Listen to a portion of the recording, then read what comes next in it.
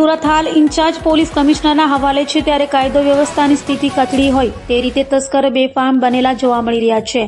મકાન ઓફિસ બાદ હવે તસ્કરો ભગવાનના મંદિરને પણ નિશાને લઈ રહ્યા હોય તેવું જોવા મળી રહ્યું છે. તસ્કરોએ દાનપેટીમાંથી રોકડની ચોરી કરી હતી. ઉધનામાં તસ્કરોએ તરખાટ મચાવ્યો હોય તેવું સામે આવી રહ્યું છે. મકાનો ઓફિસો બાદ હવે મંદિરો પણ સલામત ન હોય તેવો ઘાટ સર્જાયો છે. ઉધનામાં ભગવાનના મંદિરને તસ્કરોએ નિશાન બનાવ્યું હતું. મંદિરમાં રહેલી દાનપેટી પર હાથ ફેરો કર્યો હતો. મોડી રાત્રિ દરમિયાન ત્રાટકેલા તસ્કરોએ ઘરફોડ ચોરીને અંજામ આપીને નાસી ગયા હતા.